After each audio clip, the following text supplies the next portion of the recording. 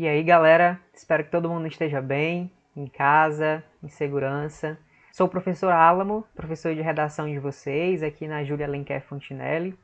E hoje nós vamos ter uma aula de redação sobre um dos gêneros literários mais importantes, que é, já adianto aqui para vocês, o poema, tá certo? É um gênero que vai acompanhar vocês aí ao longo de todo o ensino médio, então eu sugiro que vocês prestem muita atenção nessa aula, porque essa aula é a base para o conhecimento de vocês sobre esse gênero, que é muito complexo, não dá para a gente abarcar todas as características e toda a complexidade desse poema e a importância que ele tem para a nossa literatura e para a literatura mundial de forma geral, mas eu quero apresentar para vocês um panorama mesmo de como que é esse gênero, das suas principais características e de como que a gente pode ler, né, esse gênero quando a gente se encontra diante dele, tá? Como eu coloquei aqui para vocês, os poemas são textos que transformam emoções em palavras, ou seja, o poema é um gênero textual do discurso literário em que a gente vai expressar toda a nossa subjetividade, todo o nosso eu, todos os nossos sentimentos, as nossas emoções, mas o que eu quero mostrar hoje aqui para vocês é justamente como que a gente analisa, como que a gente entende esse texto literário que é tão importante e que, ao mesmo tempo, é muito complexo também. Então, antes da gente iniciar aí a análise das características desse gênero tão importante para a literatura, eu quero iniciar, na verdade, com a leitura de um poema escrito pelo Mário Quintana, que é provavelmente um dos escritores, um dos poetas mais conhecidos. É muito comum a gente encontrar trechos da poesia dele nas redes sociais, em status aí de WhatsApp da vida.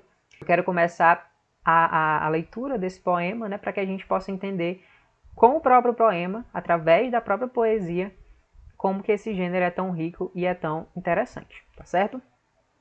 Poeminho do Contra. Todos esses que aí estão atravancando meu caminho, eles passarão, eu passarinho. Vocês já ouviram esse poema em algum lugar? É um poema muito conhecido e é bem interessante. Eu já quero que vocês prestem atenção nessa brincadeira aí, nesse jogo de linguagem entre esse verbo aí no futuro, né, passarão, eles passarão, com o substantivo aí no diminutivo passarinho. Então a gente tem um jogo de linguagem aí, um trocadilho muito interessante e já tomem isso como uma característica da poesia, porque os bons poetas gostam muito de brincar com a palavra, gostam muito de usar a palavra com todo o seu potencial de significados, tá? Então, gravem bem essa característica que a gente acabou de encontrar aqui no poema de Mário Quintana, tá certo? Antes de mais nada, eu acho que é interessante, e talvez já esteja surgindo aí na mente de vocês essa pergunta, a diferença entre poesia, poema e prosa. Vocês já devem ter ouvido falar desses termos. É muito provável que vocês já tenham se perguntado se é possível a gente chamar um poema de poesia ou poesia de poema, se são sinônimos. Quando a gente fala de poesia, imaginem a poesia como algo mais geral, tá? Como assim, Álamo? A poesia, na verdade, ela não é especificamente um texto. Ela é, na verdade, um princípio de criação de textos. E por textos, não entendam só textos escritos, tá? A gente pode ter, por exemplo, filmes que utilizam desse princípio de criação da poesia, que é de colocar profundidade nas coisas, de brincar com a linguagem, tá? De oferecer questionamentos, enfim. Vocês já devem ter ouvido falar em alguém qualificando, por exemplo, um filme como poético. Nossa, que filme poético! Ou uma música, ou uma pintura. Então, quando a gente usa essa definição de poesia, a gente tem que pensar no sentido mais geral de poesia, na verdade, como um princípio de criação de arte, né, de linguagem, e uma das suas formas de manifestação é o poema. Né? Então, o poema ele é uma das formas de manifestação da poesia, que é esse grande princípio criador de inserir profundidade nas coisas, de colocar questionamentos, de brincar com a própria linguagem na qual o artista está se expressando, tá? Então entendam a poesia mesmo como algo que está por trás de todas as grandes artes, e o poema, ele é o texto escrito, que é uma das manifestações da poesia, tá? Então é interessante a gente ter em mente essa definição, para que a gente possa utilizar os termos de forma mais correta. E aí, já tendo entendido a diferença entre poesia de forma mais geral e poema, a manifestação escrita desse princípio criador, a gente tem também a prosa. O que é a prosa? é a nossa linguagem do cotidiano. A gente se expressa na oralidade, nessa modalidade, né, em prosa. Quando a gente pega um texto para ler, um texto literário, um romance, por exemplo, uma narrativa, ela vai estar em prosa. Então, o que é que a gente tem aí de diferenças? No poema, vocês sabem que já na cara a gente consegue perceber que visualmente ele tem um aspecto diferente. Ele vai se organizar em versos e estrofes. A prosa não. Quando a gente está falando de uma prosa escrita, especificamente nas narrativas, a gente pensa na prosa sendo constituída, por exemplo, como períodos e parágrafos. Quando vocês estão escrevendo uma redação Enem, por exemplo, o texto de vocês ele é em prosa. Ele é definido por períodos, né, que vão terminar lá com o ponto final, e parágrafos, que são as unidades textuais mesmo. Então, o poema, enquanto o poema se divide em versos e estrofes, a prosa ela vai se dividir, a prosa escrita, ela vai se dividir em períodos e parágrafos, tá certo? Então, depois dessa definição mais geral, a gente vai falar desse termozinho aí que está no meio, que é o poema, tá? É o gênero literário, o texto escrito, que é uma das manifestações da poesia. Como eu coloquei aqui para vocês, o poema ele é um gênero textual cujo objetivo principal é apresentar um tema reflexivo e sensibilizar o leitor por meio de linguagem figurada, dotada de ritmo e de musicalidade. Vocês provavelmente estão estudando aí em literatura o período do trovadorismo e vocês vão lembrar das cantigas, né? Cantigas de amor, as cantigas de amigo, as cantigas de escárnio, né? Enfim, que são as cantigas mais satíricas. Vocês vão lembrar que eram poesias, né, que eram feitas para ser acompanhadas de instrumentos musicais. Então, desde sempre, a poesia nasceu aí de mãos dadas com a música, e é por isso que vocês vão ver que o gênero literário poema, ele tem muitas essas características de ritmo e de musicalidade, tá certo? O poema é um texto no qual o autor expressa diretamente sentimentos e visões pessoais, ou seja, sua subjetividade, o seu eu, a voz que se manifesta na poesia, o sujeito poético e fictício criado pelo escritor, é chamado de eu lírico. É muito importante isso.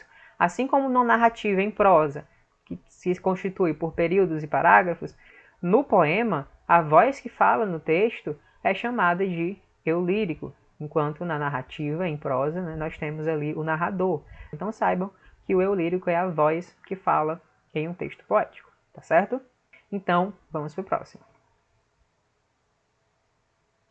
Estrutura, ou seja, organização. Como que o poema ele se organiza? Como eu falei para vocês, visualmente o poema ele tem uma forma bem característica que logo de início já o diferencia de outros gêneros. Em geral, ele é composto de versos, que são as linhas, que se agrupam em estrofes, que são os conjuntos de linhas. As rimas podem ser lembradas também como característica do poema, embora, muito importante, embora não sejam determinantes. Há muitos poemas interessantes aí sem rima alguma. E isso torna esses textos ruins? Não, nós temos excelentes poemas sem qualquer rima, até porque a rima ela não é o único recurso disponível que os poetas têm para se manifestar dentro do texto, dentro do gênero textual poema. Na verdade, hoje, inclusive, vou apresentar para vocês vários outros recursos. A rima é um desses recursos, mas a sua presença não é obrigatória. Lembrem bem disso. Além disso, os poemas transmitem imagens verbais, que são descrições visuais repletas de subjetividade, ou seja, repleta do seu eu, né? Do poeta colocando ali, se manifestando através do eu lírico e colocando a sua subjetividade, seus pensamentos, as suas emoções, os seus pontos de vista, tá certo? É muito comum, então, enquanto a gente está lendo um poema, a gente ter acesso ali à imagem que o autor, né, que o eu lírico mostrou pra gente. Então a gente está lendo um poema e a gente já imagina logo o que está acontecendo, essas imagens verbais, né, essas metáforas, essas figuras de linguagem, elas nos chegam de uma forma muito bonita, de uma forma muito bela, que é típica da poesia e do poema, né, especificamente enquanto gênero literário. Então vamos especificar mais como que o poema ele pode ser analisado e quais são as suas partes constitutivas, tá? Verso e estrofe, vocês já sabem muito bem, mas eu vou ler aqui para vocês. O verso é uma unidade textual representada em uma linha do poema. O conjunto de versos reunidos em grupos se chama estrofe. Eu acho que isso você já domina muito bem, mas é importante porque isso é a parte mais básica desse gênero. Métrica Por métrica, já lembrem de medida, vocês vão entender isso melhor. A palavra métrica deriva de metro, que significa medida, e é utilizada para se referir ao número de sílabas poéticas dos versos do poema. A contagem das sílabas poéticas recebe o nome de escansão. Eu vou aprofundar essa questão da métrica no nosso encontro no Meet que nós teremos, porque eu quero a participação de vocês, é importante que vocês prestem atenção mesmo e respondam as minhas perguntas. Mas eu já quero apresentar em linhas gerais o que é essa questão da métrica, porque é muito importante. Vou mostrar isso aqui na prática com um poema que eu trouxe para vocês. Yara. Dona de uma voz doce, é jovem e muito bela, Yara é o lindo nome da fascinante donzela, que leva os apaixonados a seguirem sem cautela. Linda e enigmática, cabelos longos ao vento, o seu canto é hipnótico, atraindo-os para dentro das águas muito profundas, depois só resta lamento. Vocês podem perceber que nós temos aí 12 versos, ou seja, 12 linhas, e essas linhas elas se agruparam aí em 2 estrofes, cada uma com 6 versos cada. Vocês vão ver depois que a gente consegue classificar os poemas de acordo com a quantidade de versos que cada estrofe tem, mas eu não vou me adentrar nisso aqui, não vou me aprofundar aqui especificamente, a gente vai comentar isso melhor na nossa aula do Meet, mas em relação às sílabas poéticas, se vocês perceberem, como é que a gente conta aí, como é que a gente faz essa contagem de sílabas poéticas? A gente vai contando as estruturas de som de cada verso, e a gente vai parar essa contagem na última palavra, na sua sílaba tônica, ou seja, na sua sílaba mais forte. Se vocês olharem aí nesse primeiro verso, a última palavra é doce. Qual é a sílaba tônica? Do. Então a gente vai parar aí e ignorar as outras. Então olha aí, ó. Dona de uma voz do, parei. Você ignora as outras, tá? Porque a gente para mesmo na sílaba tônica da última palavra. E aí, se vocês fizerem umas batidinhas aí para acompanhar essa leitura, vocês vão perceber que nós temos 7 sílabas poéticas em cada verso, tá certo? Mas na nossa aula do Meet eu vou aprofundar melhor como que a gente faz essa contagem, até porque ela é um pouquinho diferente da contagem que a gente faz de sílabas gramaticais, a gente junta um som ao outro, quando nós temos 2 sílabas átonas, ou seja, mais fracas, a gente acaba juntando, virando uma sílaba poética, mas a gente vai aprofundar isso melhor. Eu só quero que vocês saibam que isso é uma característica do poema, essa métrica, e a métrica, como o próprio nome já diz, é uma medida que vai conferir ritmo e musicalidade ao poema, tá? Vamos para o próximo. Como eu comentei, o ritmo é uma estratégia muito comum desde a origem da poesia, que esteve muito atrelada à música, como eu comentei com vocês, e consiste na alternância entre sílabas tônicas, fortes, e sílabas átonas, mais fracas. Cria-se assim um efeito sonoro que facilita a entonação da leitura poética. É importante ressaltar que o ritmo de um poema depende também de sua métrica. Aquilo que eu falei para vocês é aquela medida, aquela contagem bem equacionada de sílabas, de estruturas sonoras que a gente chama de sílabas poéticas. É sempre muito importante, quando a gente faz a leitura de um poema, a gente fazer isso em voz alta, porque quando a gente faz essa leitura, como eu li aqui para vocês aquele poema da Yara, a gente percebe muito bem o ritmo, né? Liguem mesmo a um ritmo no sentido musical, né? Que cada verso vai ter e que vai conferir uma entonação, uma leitura bem agradável aos nossos ouvidos. Isso a poesia tem como uma característica sua. Por fim, nós temos a rima, que vocês sabem muito bem, mas vamos lá. Denominamos rima como recurso estético, ou seja, para conferir beleza, e sonoro, em que se combinam, por semelhança, as sílabas tônicas, ou seja, sílabas fortes dos versos do poema, e elas se repetem ao longo da extensão do texto. Elas podem ser observadas no final do verso, dos versos, isso é mais comum, mas às vezes aparece no interior deles, tá? Só para vocês saberem que a gente também tem a presença de rimas internas. Novamente, naquele poema que eu trouxe para vocês, naquele cordel, a gente tem aí como coincidências sonoras, ou seja, como rimas, ela, que vai se repetir aí em bela, donzela e cautela. Mas a gente também tem o ento, e uma pequena variação aí, se a gente pensar que é um cordel, que tem toda a questão da variedade, da variação linguística regional, né, de ento e entro, né? Na leitura, às vezes, a gente perde o R, então a gente tem essa variação aí que a gente também pode contar, que é o entro dentro dessa rima aí que está se repetindo dentro dessa coincidência sonora. Então, como rimas, nós temos ela e ento e a sua pequena variação aí, entro, tá? E aí vocês devem ter percebido, façam de novo a leitura em voz alta, convido vocês a fazerem a leitura em voz alta aí, e vocês vão perceber que nós temos uma associação entre sílabas mais fortes, sílabas mais fracas, Os versos eles vão ter a mesma quantidade de sílabas poéticas. É um poema que pode ser facilmente musicado, acompanhado de instrumentos de percussão, por exemplo, que você vai notar precisamente o ritmo, a métrica, né? A organização que esse poema fez. Então vejam, gente, o poema ele é um texto muito bem pensado, muito bem estruturado, para que seja tanto agradável aos ouvidos, quanto ao nosso intelecto mesmo, né? Para despertar sentimentos, emoções e reflexões, tá? Isso o poema, né, faz muito bem. Por fim, para a gente finalizar a nossa aula, eu queria deixar aqui um poema do nosso grande Manuel de Barros, que também é um poeta muito relevante aí da nossa literatura mais contemporânea, mais atual, que se chama O Tratado Geral das Grandezas do Ínfimo. A poesia está guardada nas palavras. É tudo que sei. Meu fado é o de não saber quase tudo. Sobre o nada eu tenho profundidades. Não tenho conexões com a realidade. Poderoso para mim não é aquele que descobre ouro. Para mim, poderoso é aquele que descobre as insignificâncias do mundo e as nossas. Por essa pequena sentença me elogiaram de imbecil.